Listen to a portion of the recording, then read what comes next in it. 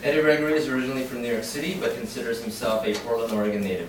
He has written for a college publication, Bright Ideas, and has gone on to operating a successful pressure washing company. He likes all movies, including the stupid ones, life's too short not to try them, going on long bike rides and animals, but especially dogs. Come on up, Eddie.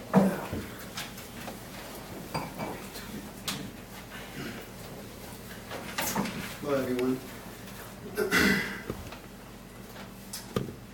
Even though we were living on welfare in a roach-infested apartment, my mother believed in the future. Someday, we would live in a better place. But times were tough. More than once, my father took the meat from lunches that kids threw away to provide us with a meal. My parents finally scraped together enough money to send us to a place called Portland, Oregon. It was a desperate attempt at a safe new life. But our sudden escape from the ghetto actually meant the beginning of the struggles I faced growing up in Portland. Here, I read about failures, triumphs, and the changes we went through every day. I read how the loss of my mother at an early age, and years later, the loss of my father, were put into perspective by the love and support of a childhood friend who would later become my wife. This is a story of my internal fight to see my mother's dream for me come true. It details the stark contrast between surviving the ghetto and facing the challenges of starting a new life in an unknown place. It shows that, like a recovering alcoholic, a person who has lived with violence must forever fight to channel that violence into new tools for survival. And it chronicles the passion and frustration born of such a beginning. It shows that a dream for a better life can come true. I'm an average person, and my story is everybody's story. Chapter 1, New York City, Lower East Manhattan. The horrifying scream became louder as I groggily awakened. I didn't know what was happening and was terrified to discover what these screams were. Maybe it was a dream, I thought. Glancing over to my twin brother Joey, who was still sleeping, I froze as the blanket covered my frightened body. The spineless hesitation I felt about climbing from my mattress, however, would soon diminish as I gradually slipped off the edge of the bed. I made my way toward the bedroom doorknob. As I inched closer, the screams reverberated off the apartment walls and grew disturbingly louder. I slowly creaked open the door and heard my mother begging, "No, Michael, no." I looked down at the floor and saw a line of blood drops leading toward the kitchen. Barely awake, I followed the puddle drops and saw my mother's little body moving from side to side as she extended her arms to block the front door so my brother Michael wouldn't get out. "No, Michael, no, you don't need to do this. Mom, just move, please," Mom begged in her accented English. "No, Michael, my God, please, God, please. Mom." Michael's forehead was masked with blood dripping profusely over his eyes and face. I had never witnessed this much blood. Could not understand why it was happening. "Please, Michael, sit down. I'll clean your head and it will all be forgotten." "No, Mom, I can't." "You can, baby. You can," Mom said. "Please sit down." "No, Mom, I'm going to kill him." Mom yelled. Michael yelled before he dashed toward the kitchen drawer and grabbed a butcher knife, scattering the roaches off the utensils. He yanked the kitchen window open, leaped out, and disappeared through the next window over into the building hallway 5 stories up. Mom tried to stop him, but he was too strong. I pulled Mom's apron even though it was spotted with blood and said, Mom, it's okay. It's okay. Michael will come back."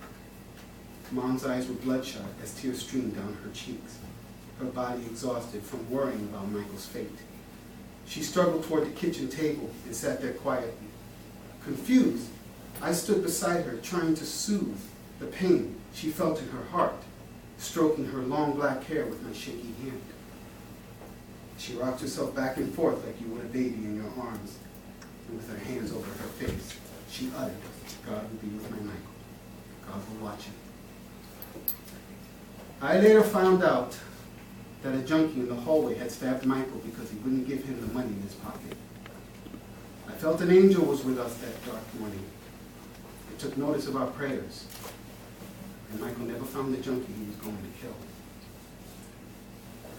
You see, I was 11 years old when this happened, and I was the youngest of 5, with Joey a few minutes older. And then it was Anna, Gerard, and Michael being the oldest. Fighting was all I seemed to learn in the ghetto. The idea of having a better life seemed like it was only true in those stories you read in magazines. My mother prayed for a special place where someday she would free us of all this torment. She hoped to give us a life away from the projects. But that was a hope for a future I couldn't understand. This upbringing was my norm. I'm going to jump a few chapters and then go into what it was like when we first arrived into Portland, where our new life had started. Leaving the neighborhood, chapter 6. It was a morning in October 1979. The windows were slightly frosted over and the apartment felt bitterly cold since only one radiator heater was functioning. I could smell my mom's scent as she walked into our bedroom and quietly stepped toward me. She sat down on the edge of the bed and tenderly stroked my head with her soft hand. My eyes squinted as she said, "Vamos." And in the head, I asked curiously, slowly slipping off the edge of the bed, "A trip? Donde, la mama?" "Where there's no pain, baby. Portland, Oregon."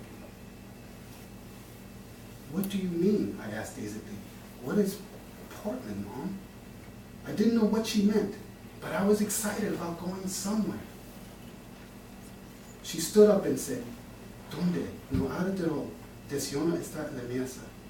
I knew when Mom said breakfast, she meant there was steaming Spanish farina and a hearty dish made of cream of wheat, sweetened condensed milk, and vanilla extract.